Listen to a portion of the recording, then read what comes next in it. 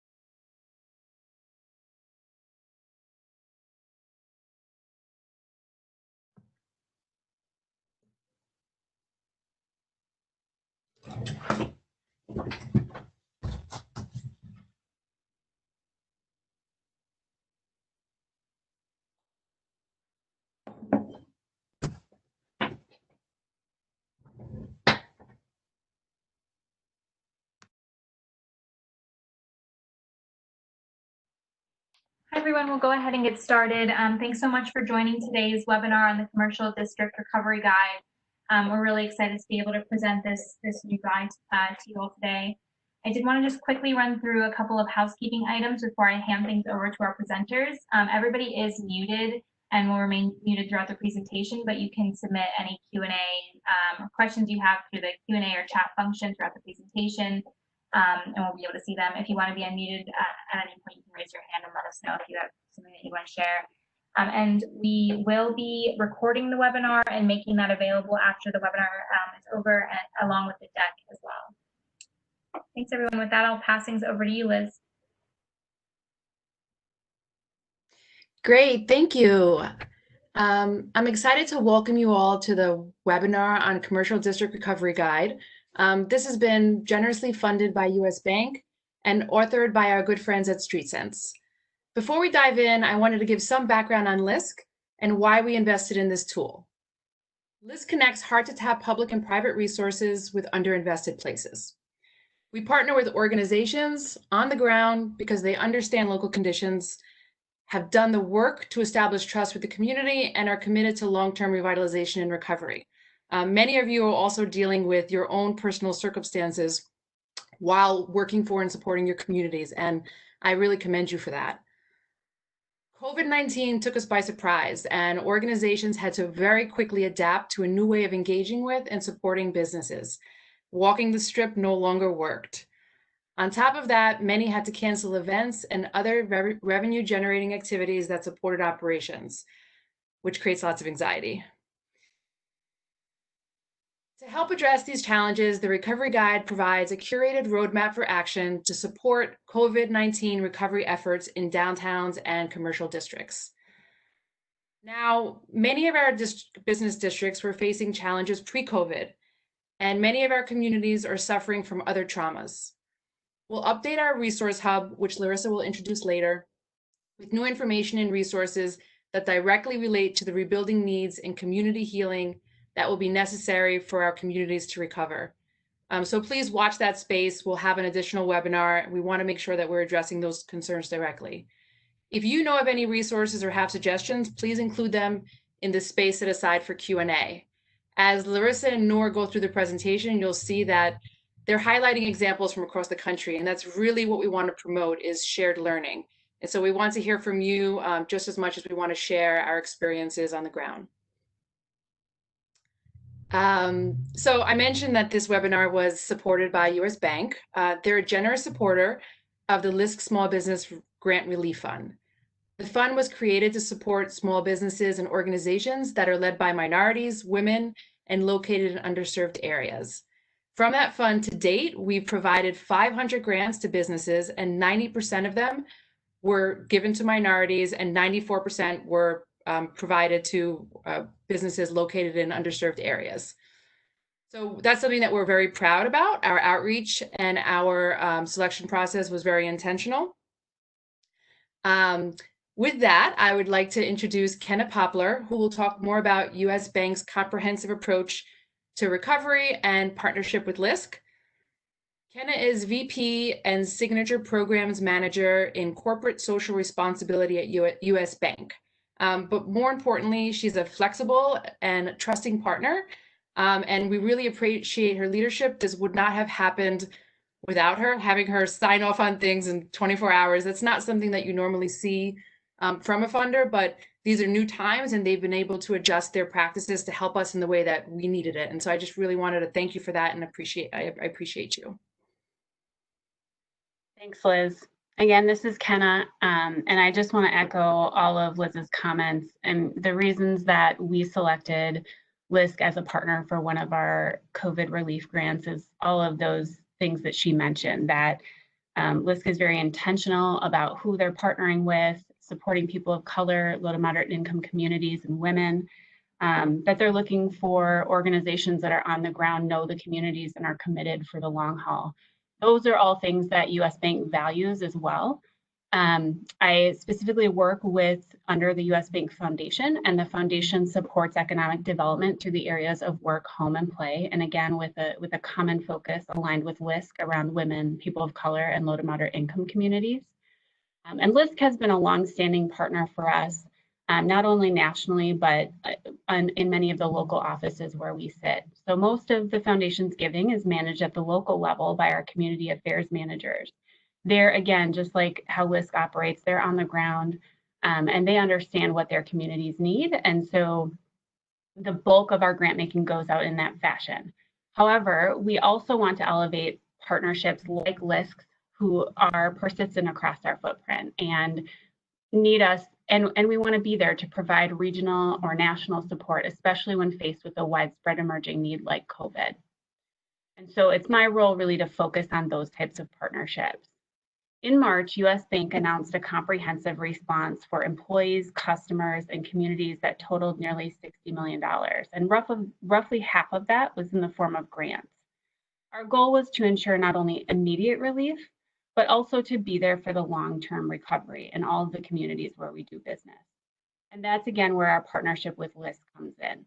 Together, we're working to support small business recovery. Part of our grant went to fund this recovery guide and webinar series, but the other part is a coordinated response to build local infrastructure and advance long-term recovery. Under Elizabeth's guidance, leadership from local LISC offices, and place-based partners in 5 cities, we're working to identify small businesses that can benefit from grant funding and technical assistance, including helping them access public and private resources. The place-based partners that LISC's offices found, they have the capacity and ability to create and implement a recovery plan for their area with a focus on inclusion. A sizable share of our investment in LISC is on track to be distributed as grants to small businesses by the end of June, thanks to their work. And just a couple examples of how this partnership is materializing is that Northwest Side CDC in Chicago is providing grants and resources to help small businesses reopen safely. In San Diego, our investment was leveraged by City Heights CDC to secure additional funding for small business recovery. And in Duluth, Equilibrium 3 has engaged US Bank in their work as volunteers. We've supported them assembling PPE for local businesses and healthcare facilities. And I'm excited to turn the webinar back to Elizabeth, Larissa, and Noor, and want to thank them for their partnership in providing these critical resources to all of you and to all of our communities. Thank you. Great, thank you, Kenna. So next I want to introduce Larissa. Next slide. Who is a longtime friend of LISC. She has worked with partners and in communities where LISC serves for years, probably hundreds at this point. But in addition to that, she really serves as a resource for us and has provided guidance to us in many ways over the years. And so we appreciate that. She's the managing director of research and analysis at Streetsense. She brings over 25 years of experience advising public, private, and nonprofit sector clients like us on retail, real estate strategy, and urban environments. She also takes our stories and brings them to conferences across the country. She shares our best practices with others. And I think, you're really an important part of that delivery system of knowledge sharing. And so we're happy that you include us in that. She'll be joined by Nur Asri, who is a new friend to LISC. She is the senior strategist of research and analysis at Streetsense. But she really brings a really great perspective on downtown revitalization and storefront vacancy, pop-up retail, something that is going to be really important. And so we really appreciate your perspective and what you bring to this project and to this work. She also teaches a class at Pratt University. So once classes start, if any of you guys are in New York, check out the Downtown Economic Development course at the Pratt Institute. So with that, I'll hand it back to Larissa, who will give us some context and information on Streetsense and then walk us through the presentation. The one thing that I wanted to also just mention is that feel free to provide your questions and comments throughout, and I'll be tracking them. Thank you so much, Elizabeth, and thank you, Kenna and US Bank for funding this resource. I think, at Streetsense, we are really committed to working with communities on COVID-19, and now, of course, with the civil unrest, the work is even more significant. And I think, our approach to this guide and our approach to really helping communities is rooted in an understanding of what needs to happen, the phases of recovery and response, which we'll talk about today. But, we really look at research and diagnosis as being the first phase of this. How do you know what to do without diagnosing the challenge or problem? And our team addresses that through research and insights. We've got a planning and placemaking group, and we've got a team focused on destinations and activation. And then, of course, research and diagnosis needs to turn into a plan of action. And we have teams that look at that as well, and look at real estate strategy. And that strategy then, of course, needs to lead to implementation. And we're really fortunate to have folks who do branding and marketing in-house, advise restaurateurs in our eat and drink team. We've got architects and interior designers, and we are in a joint venture with CBRE, so we have leasing agents. So I think, all of that creates a holistic environment in which we eat, sleep, and breathe retail-driven environments. And it's been, really gut-wrenching to see what's happening right now, even in the past few days, in so many of our commercial districts. And so we know and are hopeful that this guide can be applicable in a number of different settings. Next slide.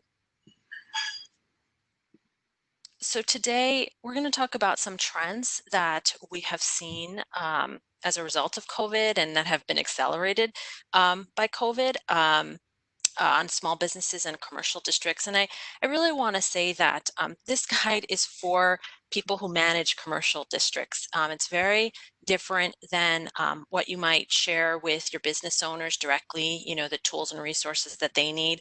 And, because we recognize the needs of intermediaries like chambers and business improvement districts and CDCs, Main Street organizations are so incredibly unique. So I think that that's what's really special about the perspective that we bring to this.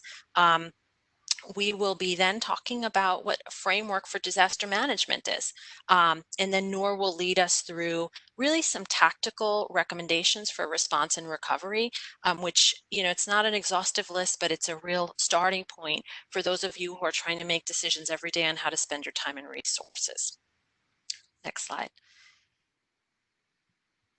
So as we think about the impact of COVID-19 on small businesses, there are a few trends we want to cover. Next slide. We have to be really cognizant of the fact that, we're going into this in a weak position. We know that even before this, many small businesses had cash flow challenges. Over half of small businesses had cash flow reserve of 27 days, and that was in 2016. As we go into month 2 of, many cases shut down for non-essential businesses, we know that these businesses are running out of the fuel and the cash that they need to stay open. And that the Paycheck Protection Plan, PPP, is not necessarily serving those businesses. In early surveys, we found that 80 to 90% of small businesses have been excluded from PPP. So I think that's one area where LISC has really played a significant role. And in fact, just yesterday, they announced they'll be managing the state of New York's New York Forward Loan Fund, which is a $100 million loan fund, which is flexible, low interest capital focused on MWBEs with 20 or fewer employees. So, we know that organizations like LISC are filling the gap and helping us address these cash flow issues. Next slide. Because without that, we are going to see even more significant widespread bankruptcies. In early April, it's amazing how fast things are changing. But at that time, McKinsey a business sentiment survey found that 25% of respondents were prepared to file for bankruptcy. A recent poll by the U.S. Chamber found that 40% of the nation's 30 million small businesses could close permanently. The Queens Chamber of Commerce in New York, here where I'm based, has said they expect 70 to 75% of businesses to close. I mean, the numbers are staggering. And of course, the civil unrest is not helping really any of this. But we do think that the closures are going to be focused more on non-essential businesses that have not been able to function properly amid stay-at-home orders. And that, that's where we're going to see the most impact. Next slide. All of this is also happening amidst a real challenging moment in retail to begin with. We were already in a moment of disruption, and clearly COVID has accelerated some of the trends we've seen. So, the National Main Street Center found in early April that 63% of their respondents, they issued a business survey, didn't have online sales capabilities. And we know that increasingly, omni-channel selling is going to be the key to being able to remain in business. And in a world where people can't go out and go to stores, having the ability to sell your goods online is really a key to survival. We saw e-commerce activity increase by 25% over this time. Curbside, buy online, pick up in store, which we call BOPIS, has increased 62%. So part of our goal in helping businesses as intermediaries should be helping businesses be able to meet these demands in the way in which shopping is changing. Next slide. And of course, all of this is happening amidst health and safety expectations that are changing rapidly. We are not health professionals by any means. We take our cues from health professionals, and every state right now is issuing very clear guidance on what the health and safety expectations are. For example, the state of New York has issued, industry guides, and the state of Connecticut as well. And I would recommend that you go to your state portals around COVID-19 to identify what the specific social distancing measures are for commercial spaces in your area. And we'll talk in detail a little bit about that at the end. Next slide. So what's next? I wish I had a crystal ball given what's been happening these last few days, but I think there are a few things that we do know. I think first, we absolutely know for the next 18 months at least, we're going to see lower occupancy restrictions, which means that, in many cases, restaurants right now in most phase 1 recovery, they can't have anyone on the interior of their spaces. They can have outdoor seating, and we know communities are looking at that very closely. But, without the spending and the tables that they had previously, even at 50% occupancy rates, which we might see in a phase 2 recovery plan, that many of these businesses are not going to survive. And we'll have to deal with that. Second, one area where I think it's really important for many downtowns in particular, where we have, an office worker customer base, we are likely going to see fewer daytime workers. And, the flexible work from home policies are going to change demand significantly in many places. And I don't think we've really come to to terms with how that's going to impact our communities yet. Third, the continued importance of deliveries. It's not going away. People are going to continue to order. And how do we help businesses support the buy online, pay in store service options, the BOPIS options? Fourth, we need to be thinking about helping businesses increase the ways in which they offer touchless environments, and we will talk about that, the very practical ways we can do that. And finally, regaining consumer confidence, and I don't think I can stress that enough, both for COVID-19 and the civil unrest that has occurred. Next slide. So as we think about a framework for disaster management, next slide, really we're looking at 3 phases, and this guide is divided into 3 phases. Immediately after a crisis, whatever that crisis is, the first phase is response. It's almost while the crisis is happening, how are we responding to the immediate needs? The second phase generally is recovery. What happens once the crisis is over? This crisis, COVID-19, is really very unique in that we have response and recovery happening simultaneously. We have many businesses that are still shut. We have some businesses that are partially open. So we have some businesses in response and some businesses in recovery. And so we need to really access a full toolkit of responses for businesses and for communities that are in both phases. And then, of course, ideally, you plan and prepare for the next major disaster. And I think, we can say it's been difficult to do so with respect to what's happening now, but that, as we think about how we plan and prepare for the continued response that we're going to need to see in the next 18 to 24 months, I think that's where you find us, thinking about a phase 3. Next slide.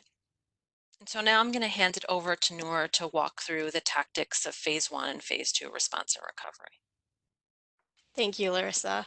Good afternoon, everyone. I just wanted to thank everyone again for taking the time to be with us this afternoon as we all find ways to continue working towards the betterment and the rebuilding of our communities and commercial districts. Regardless of the crisis event, I think some of the strategies that we'll be going through this afternoon are absolutely relevant to everything that's happening in our commercial districts today and this week.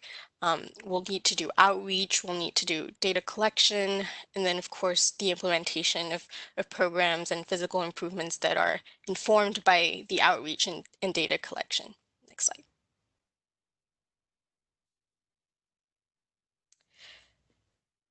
Two months ago, the immediate disaster at hand facing many communities may have been the pandemic. Today, it's a combination of pandemic and vocal uprising against everything that's happening in our communities today. And we really want to make sure that the first and foremost, most critical action that we take is to reach out to stakeholders in our communities and our commercial districts. And the first thing we'd have to do toward that is obviously it's establishing a business contact list for commercial districts in particular. As leaders of these various places that we're managing, opening communication lines with stakeholders is really most critical to ensuring that everyone has a means to reach out for support, to share resources, and that for information that is accurate to be disseminated. And to do this, there's a number of accessible platforms and tools that we've seen a lot of communities adopt in recent months and recent weeks. Depending on the size of the community, the close-knit nature of stakeholders within that community, you might want to cater or select and customize the tool that you use in terms of communication. We've seen some groups use WhatsApp in smaller Main Street organizations because everyone sort of has each other's numbers at hand. We've seen Facebook groups, private Facebook groups been set up for business owners. And actually, if you go to the next slide, Sarah, we have the example of Downtown Partnership Colorado Springs that set up their private Facebook groups specifically for downtown businesses so that they could share with each other resources around COVID-19 response.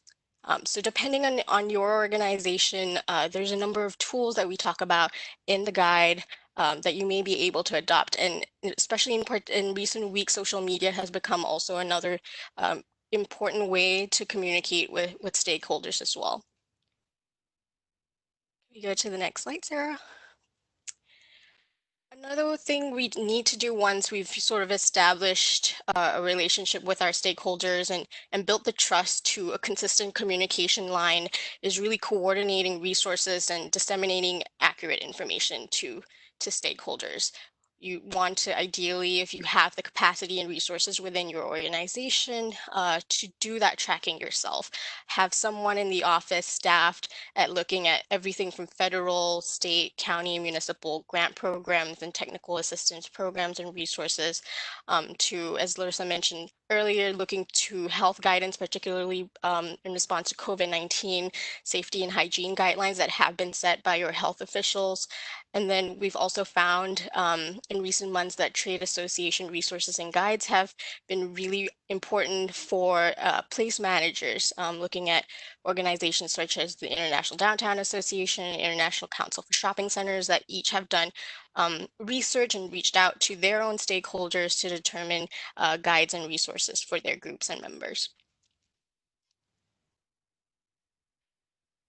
Once we do have that outreach in place, it's really important for us to collect data that is responsive to what our stakeholders are saying. And the fastest and most accessible way we've seen organizations do this in the last month or so is really through surveys. And a lot of organizations have adopted the online survey, given that a lot of businesses are shut physically to physical communication and in-person activity. And so online surveys have come up as a really important tool in recent months to get on the ground data, collect that information directly from stakeholders. And regular updates of these surveys have also been really important for some organizations who are tracking on a weekly basis all the changes that are happening on the ground. We want to make sure that we're also cognizant that not all organizations are large enough or have the capacity and resources to carry out surveys on your own. And so we also want to encourage building partnerships with other organizations that can help support conducting these surveys and assessing the changes in the district from a weekly basis. So for example, if you are, a small merchant association, thinking through larger organizations that also operate within the same geography, for example, a chamber of commerce, or your local council member's office, building those partnerships with other organizations can really help boost the participation in the surveys as well.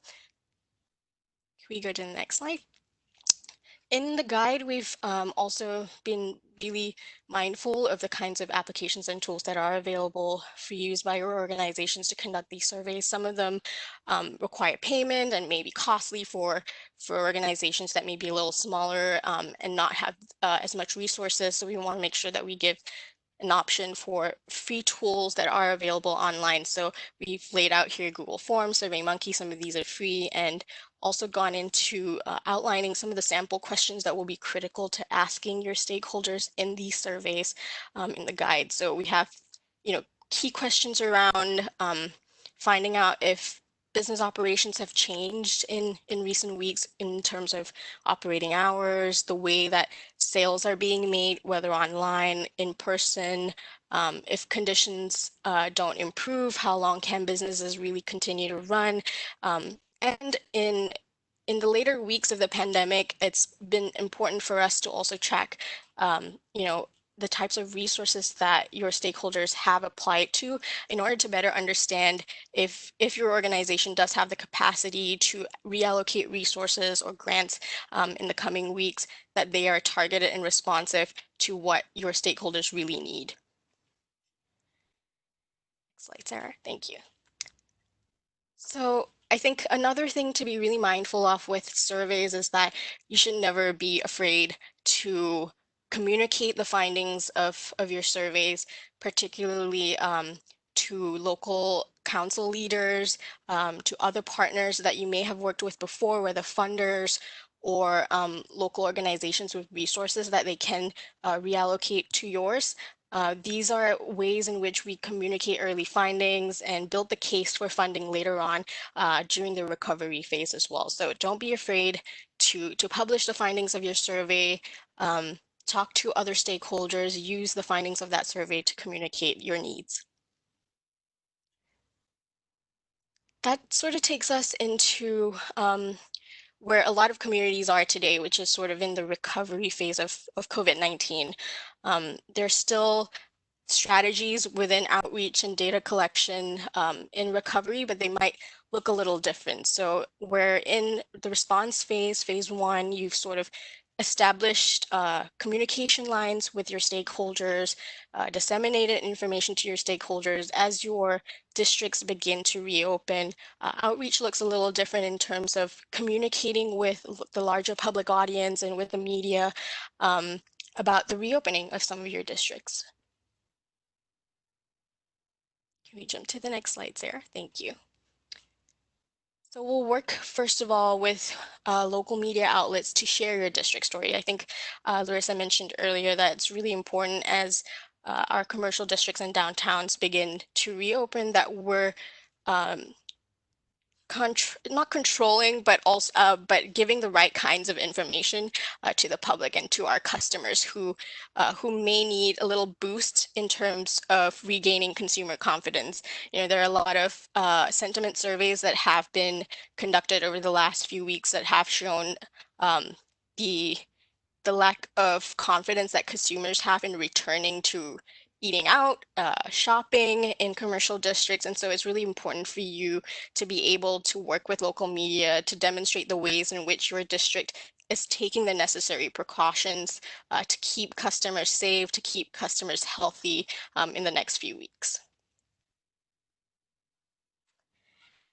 We have here the example of Palm Beach in Florida that opened a little earlier than a lot of communities here in the Northeast. And what they've done really well is to communicate really closely with their local media outlets and news outlets to communicate how the city and the local businesses are taking the precautions towards safety guidelines.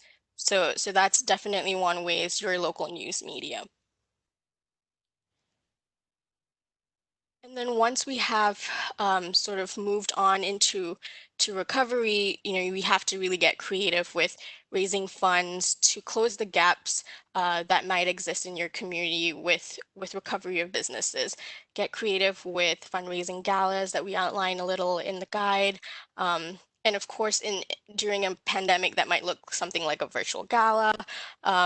We'll also want to keep in mind fundraising through public donations, exchanging those donations for district branded items, rewarding donors, and also working very closely with philanthropic foundations that might already be working in your communities and equipping yourself with some of the data that you've collected through surveys and building pitch decks to make sure that you're able to communicate the immediate needs of your district. In the data collection phase of in recovery, that really looks like conducting a comprehensive assessment of damage to the district. As we were writing the guide, you know, we wanted to look at things that may have come up as a result of store closures. So tracking your vacancies, tracking the amount of trash and sanitation work that had to happen amidst of store closures, collecting surveys around customer sentiment. These are all the kinds of data that we want to collect and that I think remains relevant today as some of our districts become home to public demonstrations, protests. These are all things that we want to assess, make sure that we're able to reallocate resources towards during the recovery phase. And that data is really important to communicating and making the case for recovery funding. And I think I'll pass it over to Larissa to talk a little bit more about the EDA CARES Act Recovery Assistance, which is one of many upcoming resources that are available for districts. Thank you, Noor. You know, I think this is probably the most significant at this time with respect to COVID recovery. The CARES Act has set aside $1.5 billion in economic adjustment assistance funds that are being used to address economic recovery planning, preparing technical strategies, updating resiliency plans, and implementing entrepreneurial support programs. I think what's unique is that unlike previous, EDA economic recovery funds, which were focused on areas that had, fit certain criteria of economic distress, that basically every community fits this special need as determined by EDA. And so the data to communicate that you've been impacted by COVID-19 is even more significant, to be able to communicate that you have hit sort of some key metrics around impact. And there's quite a bit of detail in the NOFA that was issued about a month ago. The EDA has invited about 850, as of a few days ago, existing economic development districts, university centers, revolving loan fund grant recipients to apply for this funding.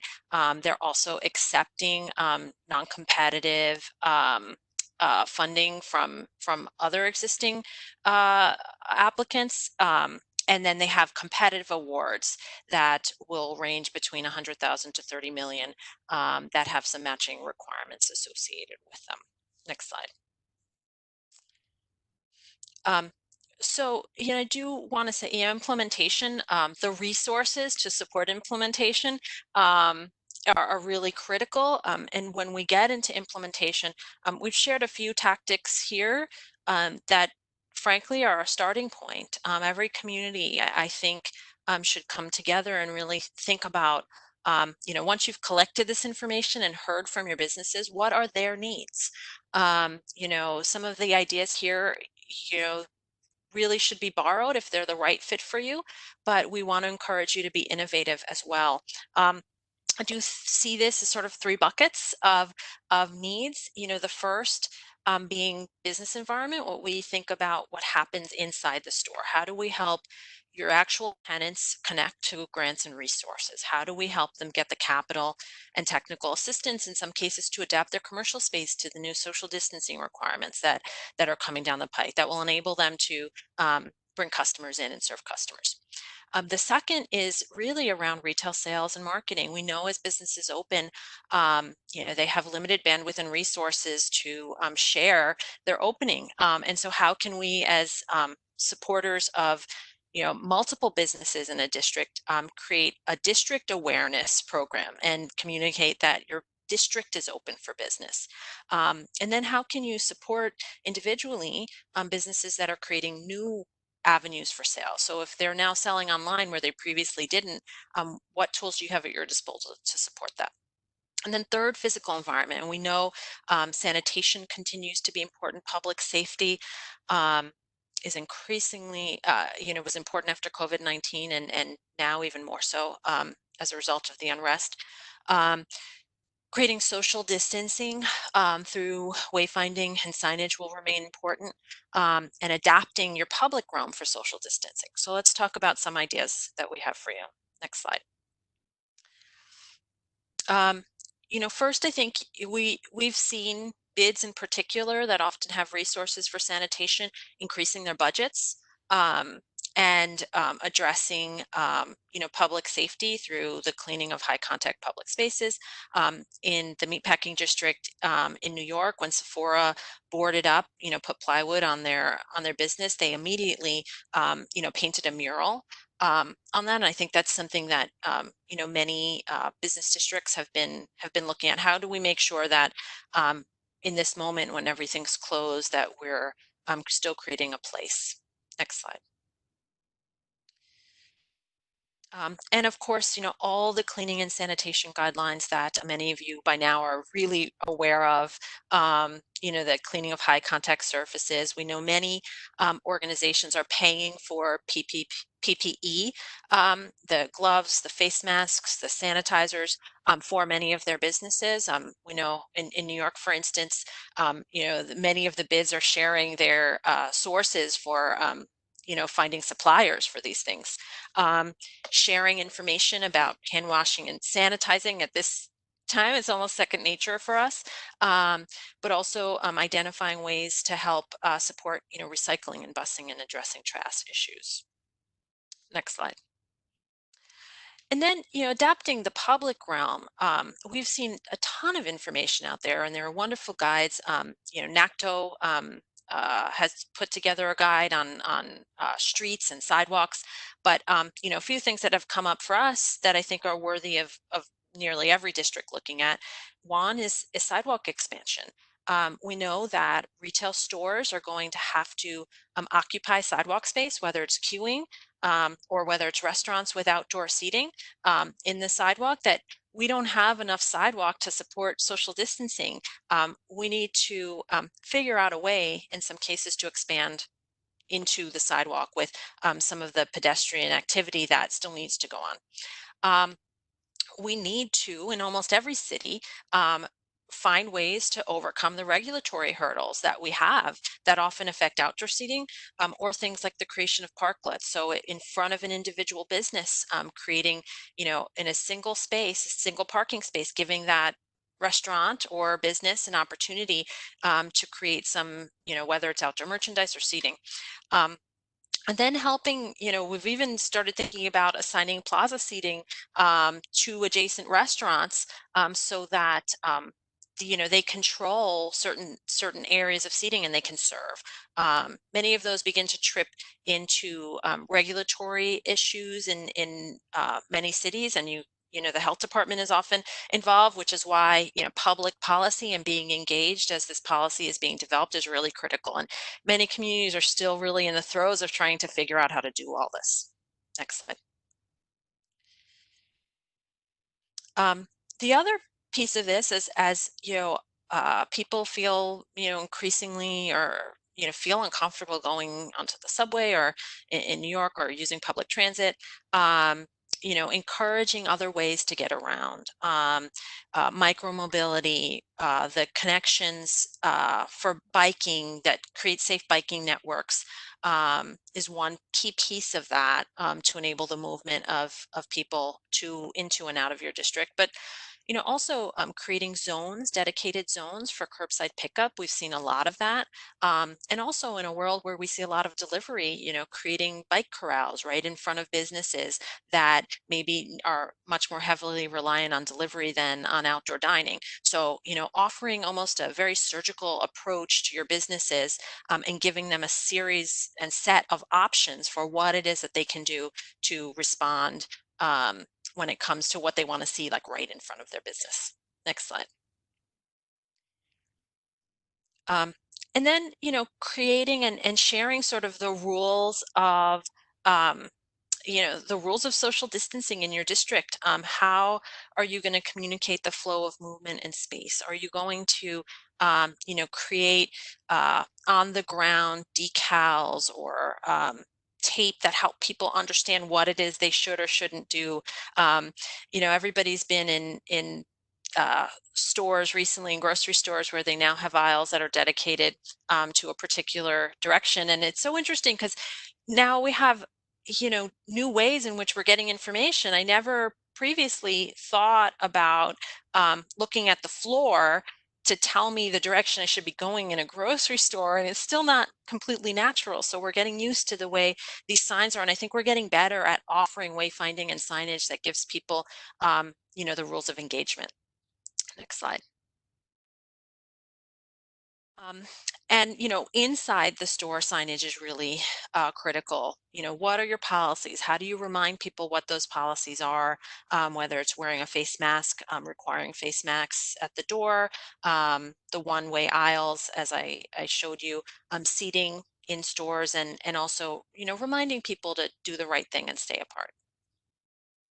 Next slide.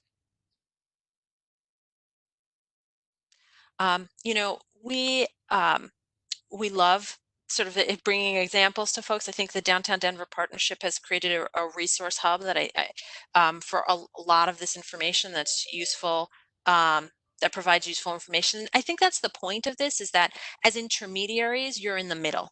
And so your websites, the information you share has to be a sort of a compilation of all of the resources that are available for businesses in your area. Next slide. Downtown Memphis Commission is another example of resources that were available so quickly. Within the first week and a half, I would say they pulled together a very, very flexible loan fund for downtown businesses that would help them stay open and support operational expenses. And many of you have been involved in these kinds of examples now at this point across the country. Another area where we see the need for capital is really helping businesses redesign their stores. Things like touchless store and bathroom fixtures, everything from automatic hand sanitizers and touchless faucets to automatic doors to windows for delivery and takeout. So no one has to go into a store or, creating windows that open fully to enable sort of the airflow into and out of restaurants. These are all strategies that are going to be really critical to help respond to some concerns that customers might have about going into stores. And we want to do everything we can to reduce the barrier to entry into stores. And so redesign is one of the ways. Next slide. And when you get into the store, things like installation of hard seating surfaces over soft seating surfaces, or offering hand sanitizer stations, or I think now sneeze guards are completely ubiquitous. I don't think I can walk into a store without seeing them.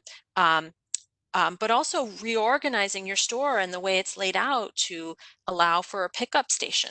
And I would say this is not just for businesses and retailers, but office buildings are increasingly going to have to be thinking about pickup stations in the lobby of their buildings so that,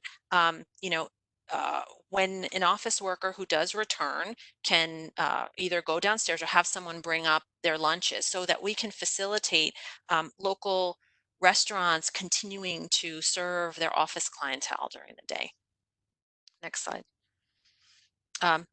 Some examples of this, if you were to think about a capital and technical assistance program, I mean, we would really recommend thinking through and offering really clear guidance on the kinds of things you might be interested in supporting and funding through capital and technical assistance. This is an example of a before, a door that you have to touch to get in, soft surfaces, seating that's close together, and go to the next slide. And what a response might be. If we were looking at 10 ways in which we want to fund COVID-19 social distancing, for businesses, if we had $5,000 to $10,000 for businesses to help them with reconfiguration and layout, can we help them with, automatic doors? Can we help them switch over their soft to hard surfaces? Can we help them with their layouts that enable for more social distancing? So, there's a lot of potential sort of food for fodder here. And again, the health guidelines will further inform these kinds of interventions. Next slide. And then, helping with the store operations themselves, do your businesses have a way to reserve a spot to get into the store at a particular time? Are they able to take mobile pre-orders? Do they have contactless payment options? Those are sort of on the technical side, but on the non-technical side, they need a sandwich board or a menu board that keeps people from needing to pick up a menu at all. Those are sort of both, technical responses and innovations to just really everyday responses that are much lower cost. Next slide. And when it comes to marketing and branding, there are lots of examples out there. And we encourage you to sort of look at these. In Fairfax County, they created a takeout trail, which is a website and an app that allows people to very quickly see who's offering takeout and to order from home. In Little Tokyo, the community council created a hashtag marketing campaign across their media platforms to share information around stores and who's open and what kind of products they promote. And we have organizations that are looking at loyalty cards. There's a lot that can be done in this space, in the marketing and branding space as well. Next slide. And then, if you do have businesses that are online, we love these examples. Sunnyside Shines, which is a bid in Queens, hosted a virtual pop-up market via Facebook Live, which highlighted all their local vendors and allowed viewers to purchase goods from the district. And then the Downtown Alliance, which is Lower Manhattan, created a digital innovation grant, which provided funding and technical services to businesses who were looking to enhance the digital presence and create online platforms. So again, these are all ways in which you can support implementation and create programs that support individual businesses. Next slide. And we want to leave you with a number of resources. Of course, the recovery guide, digs into what we've shared here in more detail. We really encourage you to download that. Those are available on the LISC Commercial Corridor Resource Hub. Next week, there'll be a webinar, which I'll talk about the commercial DNA, which is a methodology and framework for data collection that digs really deep into some of the data collection concepts we've shared today. But that publication has been sort of years in the making, and we're thrilled to have it come out. And I think it's really more important than ever to understand how to collect data. And then at Streetsense, we have a restaurant relaunch toolkit that was written for restaurateurs and bar owners that has been downloaded now thousands of times and has been translated into at least 2 languages. We encourage you to use that as a resource and share it. And we've also created a hotel survival guide.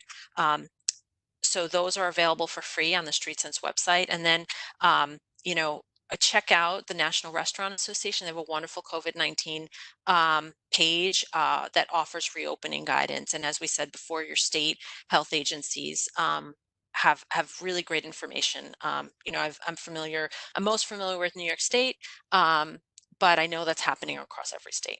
Next slide. Next week, we will have a webinar that's focused on the commercial DNA approach, which again is really focused on data collection. We're thrilled to share that resource for you. Years ago, we developed that methodology with LISC, and the City of New York now uses that to diagnose needs in all of their districts. They call it the CDNA. And so we're thrilled to share that tool with communities around the country. And again, that resource is available online, so we encourage you to register. Thank you, and I'll pass it over to Elizabeth. Great. Thank you, Larissa and Noor, for that great presentation. If you haven't already, please go visit the hub. There are so many really great resources there. Shout out to Paula Garrido Estevas and Eva Alagood from the LISC New York City office who curated that hub with support from the City Foundation. There are some just real great things there, and we will continue to add to them as we get new resources. So thank you for that. So now it's time for Q&A. If you have any questions, please type them into the Q&A bar. And I see that we have a few here, so let me go to that. So the first question is about potential for neighborhood retail with a lot of people working from home. How do we discern the potential for neighborhood retail since people might be shopping closer to where they live versus where they work? Sure. We've been thinking a lot about that. I think every district is going to be affected differently. I think districts that have very strong, strong residential and significant residential community around them are probably poised to be more resilient in this moment. As people work from home, we may see businesses find more opportunity because there are a whole slew of people who are there during the day that previously were not. So, I think there are places that are going to be hit hard. Our financial districts, for example, will be hit particularly hard. But, our neighborhood commercial districts might see some opportunity. Of course, this is not to diminish the fact that we do see, we are seeing incredibly high unemployment rates. So I think we have to balance all that out. You know, I wish I had a crystal ball at how all of this is gonna land. But you know, I'm a hopeful optimist, I should say, that you know we will see some opportunities that emerge from this. Great.